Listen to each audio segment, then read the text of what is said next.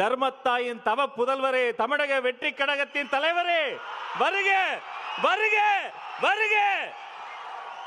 தலைவரின் தலைமை உரை.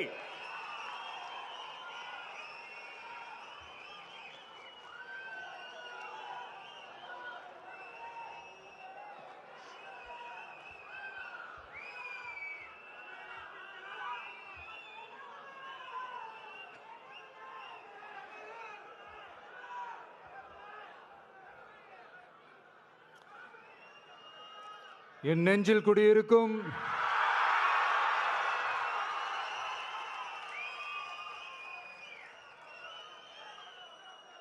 என்னுடைய தோழர்களுக்கும் தோழிகளுக்கும் தமிழக மக்களுக்கும் என்னுடைய வணக்கம்.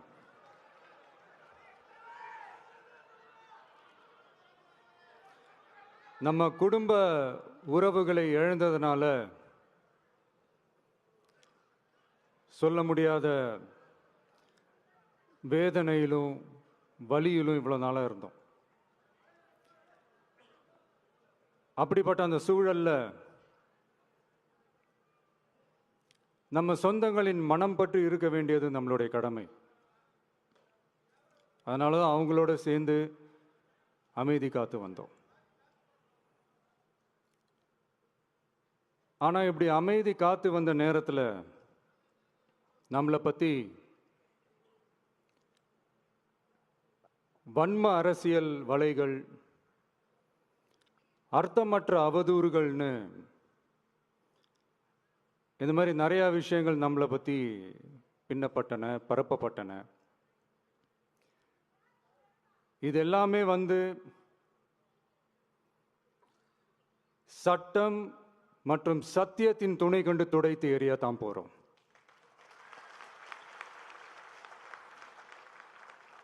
பட் அதுக்கு முன்னாடி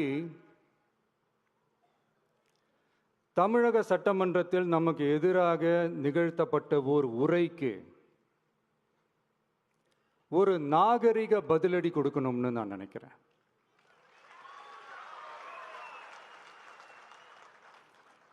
அரசியல் செய்ய விருப்பமில்லை, அரசியல் செய்ய விருப்பமில்லைன்னு அடிக்கடி சொல்ற முதல்வர் நம்மளை குறிப்பிட்டு பல்வேறு அவதூறுகளை பதிவு செய்வதன் வாயிலாக பெருந்தன்மையை பேரளவில் மட்டுமே பேசும் முதல்வர் 15/10/2025 அன்னைக்கு தமிழக சட்டமன்றத்தில் நமக்கு எதிராக பேசிய பேச்சில் எவ்வளவு வன்மத்தை கக்கியுள்ளார் என்பதையும், எப்படிப்பட்ட ஒரு அரசியல் செய்ய முயல்கிறார் என்பதையும் தமிழக மக்கள் உணராமலா இருப்பாங்க.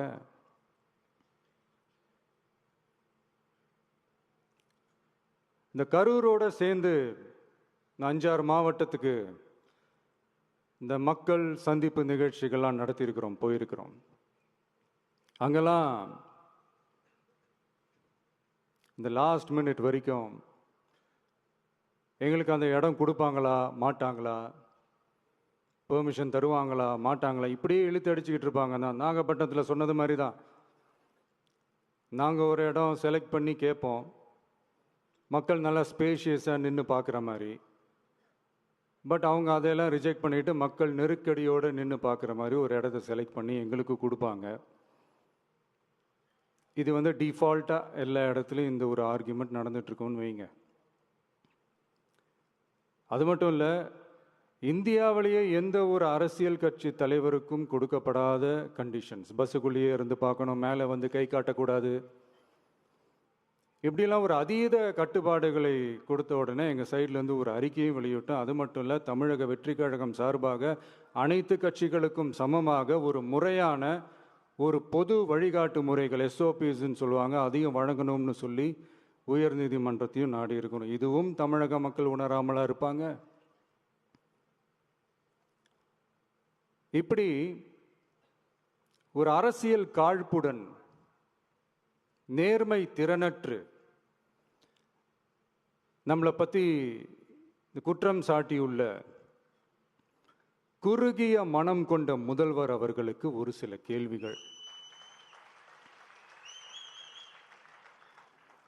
உச்சநீதிமன்றத்தில், அதாவது 13/10/2025 அன்னைக்கு உச்சநீதிமன்றத்தில் நடந்த அந்த விவாதங்களை வைத்தும் அந்தந்த உத்தரவுகளை வைத்தும் இந்த கேள்விகள்.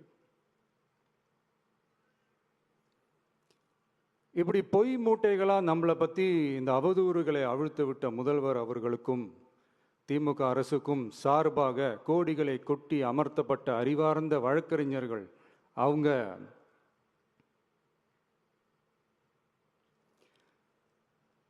இந்த கபட நாடக திமுக அரசோட தில்லுமுல்லுகளை தாங்கி பிடிக்க இயலாமல் உச்ச நீதிமன்றத்தில் திக்கு திணறி நின்றது முதல்வர் அவர்களுக்கு மறந்துவிட்டதா? இந்த கரூர் சம்பவத்துக்கு அப்புறமே அவசரமா ஒரு தனிநபர் ஆணையம், அந்த தனிநபர் ஆணையத்தை அவமதிக்கிற மாதிரி அரசு உயர் அதிகாரிகள், காவல்துறை உயர் அதிகாரிகள் எல்லாருமே நம்மளை பற்றி ஃபுல்லாக இந்த அவதூறுகள் பரப்பி ஒரு செய்தியாளர்கள் சந்திப்பு அவசரமாக. இதெல்லாம் ஏன் நடக்குது, எதுக்காக நடக்குது அப்படின்னு ஒட்டுமொத்த தமிழக மக்களும் கேள்வி கேட்க ஆரம்பிச்சாங்க. இதுவும் தமிழக முதல்வர் மறந்துட்டாரா? அதுக்கப்புறம் அந்த தனிநபர் ஆணையத்தை தலையிலேயே கொட்டி வீட்டுக்கு அனுப்பிச்சிட்டாங்க. அது வேறு விஷயம்.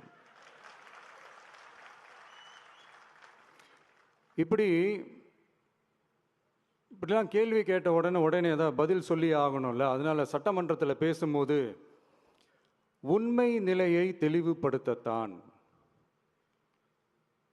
அப்படின்னு ஏதோ இந்த சட்ட ரீதியாகவும் சத்தியத்திற்காகவும் நடந்தது போல ஏதோ சாமர்த்தியமாக பேசுறதா நினச்சி பேசியிருக்காங்க. இப்படி ஒரு 50 வருஷமா பொது வாழ்க்கையில் இருக்கிற ஒருத்தவங்க ஒரு முதல்வர் அவர்கள் சொன்னது எவ்வளவு பெரிய ஒரு வடிகட்டின பொய், சப்பை கட்டுன்னு நான் சொல்லலை, உச்ச நீதிமன்றம் சொல்லியிருக்கிறாங்க.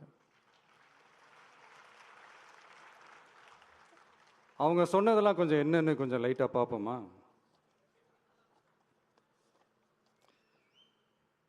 The comments which have been made before the media by the top officers of the police department may create doubt in the minds of the citizenry on impartiality and fair investigation.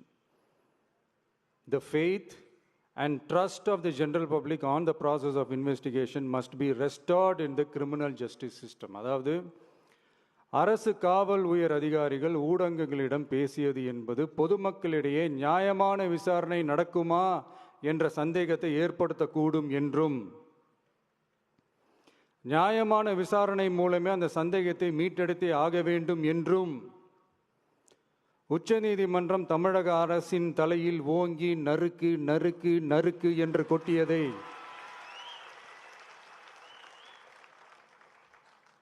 முதல்வர் அவர்கள் மறந்துட்டாரா?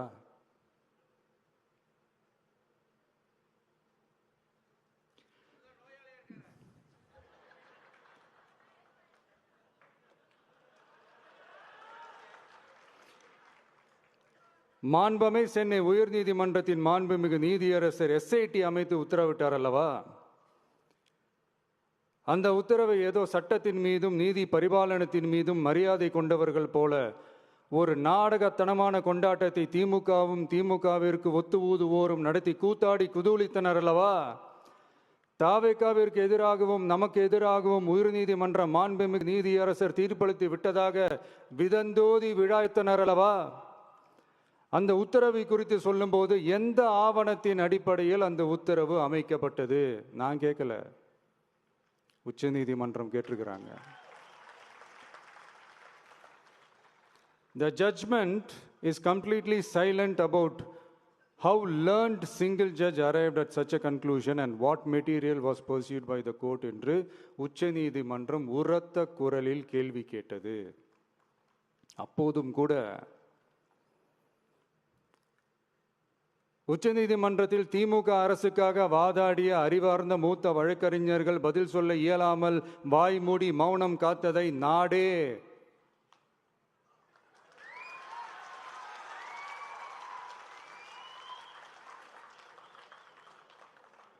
பார்த்ததல்லவா? இதையும் முதல்வர் அவர்கள் மறந்துட்டாரா?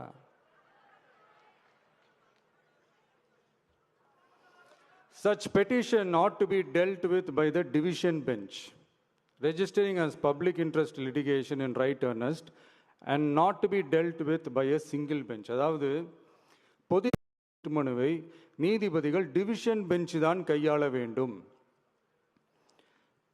தனி நீதிபதி bench கையாளக்கூடாது என்றும் உச்சநீதிமன்றம் சொன்னதல்லவா? அது மட்டுமா, கோரிக்கையே இல்லாமல் எஸ்ஐடி அமைக்கப்பட்டது எந்த வகையில் சரி என்றும் கேள்வி எழுப்பியது உச்சநீதிமன்றம்.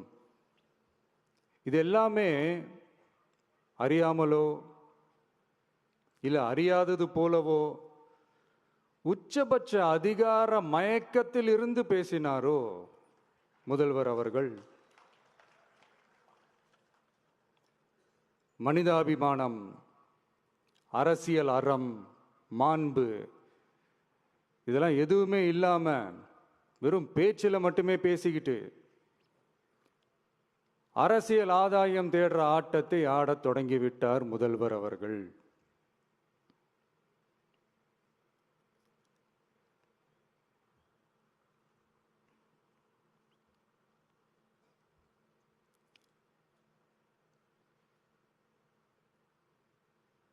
இதெல்லாம் என்ன அவங்களுக்கு புதுசா என்ன? 1969க்கு அப்புறமே எப்போ கட்சி அவங்க கைக்கு வந்ததோ, இன்னும் குறிப்பாக சொல்லணும்னா 1972க்கு அப்புறம் கேள்வி கேட்க ஆளே இல்லாமல் போச்சுல்ல, அதுக்கப்புறமே இந்த திமுக தலைமை இப்படி தானே இருக்குது. இப்போ நாங்கள் கேட்டோமே இந்த சில கேள்விகள்லாம், இதெல்லாம் நான் கேட்கல, சுப்ரீம் கோர்ட் கேட்டிருக்கு. இதனால என்ன புரிய வருது? இந்த கவர்மெண்ட் நடத்துகிற அந்த விசாரணை மேலே சந்தேகம் ஏற்படுதுன்னா அதுக்கு என்ன அர்த்தம்? உங்க மேல நம்பிக்கை இல்லைன்னு அர்த்தம்.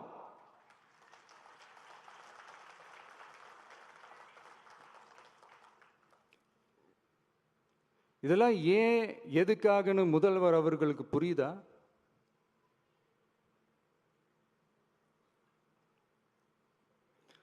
சுப்ரீம் கோர்ட் சொன்னதோட மட்டும் இல்லை, நிஜத்திலும் இன்னைக்கு மக்களுக்கு இந்த கவர்மெண்ட் மேல இருக்கிற நம்பிக்கை மொத்தமாக மண்ணுக்குள் புதைந்து விட்டது. இதுவாவது முதல்வர் அவர்களுக்கு புரியுதா? புரியலனா 2026 தேர்தலில் இந்த திமுக தலைமைக்கு மக்கள் இன்னும் ஆழமா அழுத்தமா புரிய வைப்பாங்க. அப்ப கூட இவங்க என்ன பண்ணுவாங்க தெரியும்ல, 5 வருஷத்துக்கு ஒரு வாட்டி பழக்க தோஷத்தில் ஒரு அறிக்கை ஒன்று வெளியிடுவாங்களே, மக்கள் தீர்ப்புக்கு தலை வணங்குகிறோம் அப்படின்ட்டு அந்த அறிக்கையை வெளியிட்டு இப்போ அறிவாலயத்தில் போய் ஓடி ஒளிஞ்சுப்பாங்க. இப்பவே ரெடி பண்ணி வச்சுக்கோங்க அந்த அறிக்கையை. எப்படி? மக்கள் தீர்ப்புக்கு தலை வணங்குகிறோம்.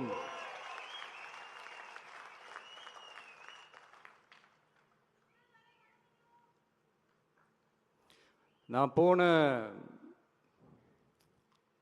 பொதுக்குழுவில் சொன்னதை தான் இங்கே நான் திரும்பவும் சொல்கிறேன். இயற்கையும் இறைவனும் நம் தமிழக சொந்தங்களின் வடிவில் மாபெரும் மக்கள் சக்தியை நம்ம கூடவே நிற்கும் போது எம் மக்களுக்கான அரசியலை தடுப்பவர் எவர்? அதனால தோழர்களே, நமக்கு வந்திருக்கிற இந்த இடையூறு வெறும் டெம்பரவரி மட்டும்தான். எல்லாத்தையும் தகர்த்தெறிவோம், மக்களோட கை கோர்த்து நிற்போம், மக்களோட களத்தில் போய் நிற்போம். நம்ம பயணத்தில் தடம் மாறவே மாட்டோம். இப்பவும் சொல்றேன், 2026ல் 2 பேருக்கு நடுவில் தான் போட்டியே. ஒன்று, இன்னொன்று